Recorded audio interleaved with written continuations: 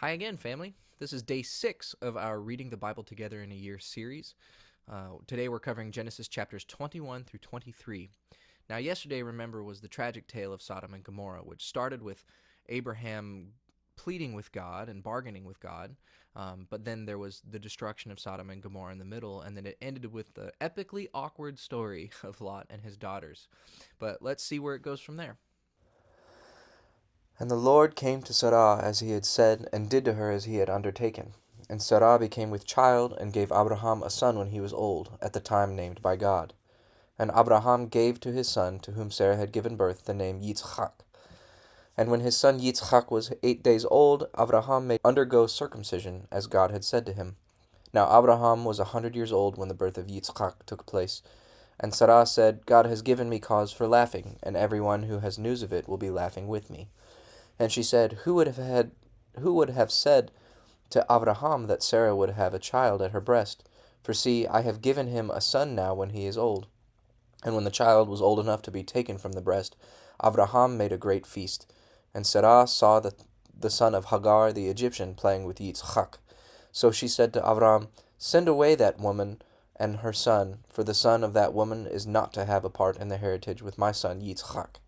And this was a great grief to Abraham because of his son. But God said, Let it not be a grief to you because of the boy and Hagar his mother. Give ear to whatever Sarah says to you, because it is from Yitzchak that your seed will take its name. And I will make a nation of the son of your servant woman, because he is your seed. And early in the morning Abraham got up, and gave Hagar some bread and a waterskin, and put the boy on her back, and sent her away. And she went wandering in the wasteland of Beersheba, and when all of the water in the skin was used up, she put the child down under the tree. And she went some distance away, about an arrow flight, and seating herself on the earth, she gave way to bitter weeping, saying, Let me not see the death of my child. And the boy's cry came to the ears of God, and the angel of God said to Hagar from heaven, Hagar, why are you weeping? Have no fear, for the child's cry has come to the ears of God. Come, take your child in your arms, for I will make of him a great nation. Then God made her eyes open, and she saw a water spring, and she got water in the skin, and gave the boy a drink. And God was with the boy, and he became tall and strong, and he became a bowman, living in the wasteland. And while he was in the wasteland of Paran, his mother got him a wife from the land of Egypt.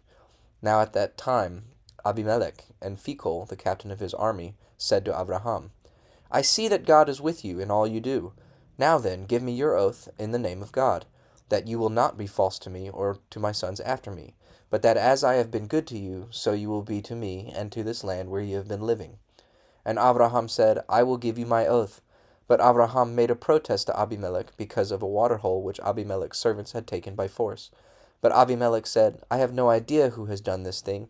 You never gave me word of it, and I have no knowledge of it till this day. And Abraham took sheep and oxen and gave them to Abimelech, and the two of them made an agreement together.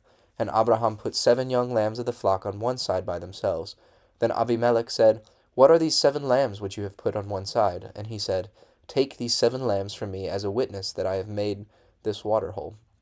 So he gave that place the name Beersheba, because there the two of them had given their oaths. So they made an agreement at Beersheba, and Abimelech and Phicol, the captain of his army, went back to the land of the Philistines. And Abraham, after planting a holy tree in Beersheba, gave worship to the name of the Lord, the eternal God. And Abraham went on living in the land of the Philistines as in a strange country. Now after these things God put Abraham to the test, and he said to him, Abraham. And he said, Here I am. And he said to him, Take your son, your dearly loved only son, Yitzchak, and go to the land of Moriah, and give him as a burnt offering on one of the mountains of which I will give you knowledge. And Abraham got up early in the morning, and made ready his donkey, and took with him 2 of his young men, and Yitzchak his son. And after the wood for the burnt offering had been cut, he went on his way to the place of which God had given him word.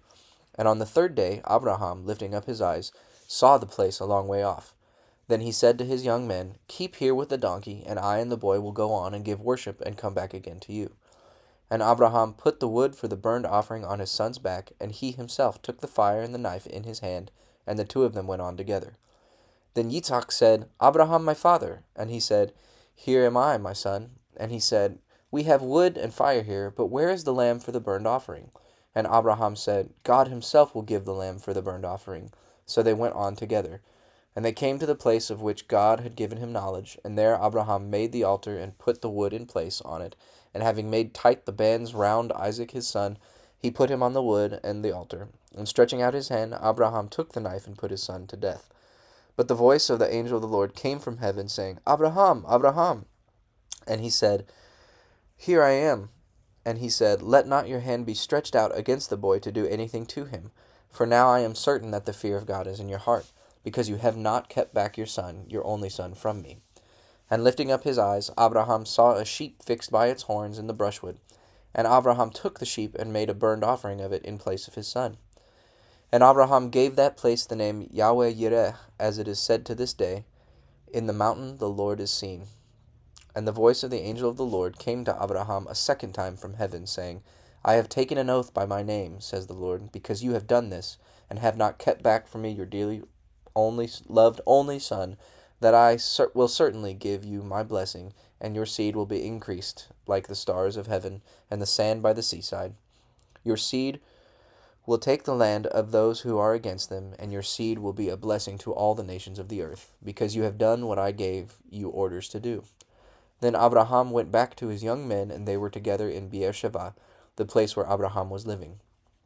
After these things, Abraham had news that Milcah, the wife of his brother Nahor, had given birth to children, Uz the oldest, and Buz his brother, and Kemuel the father of Aram, and Chesed, and Hazo, and Pildash, and Yidlaf, and Betuel.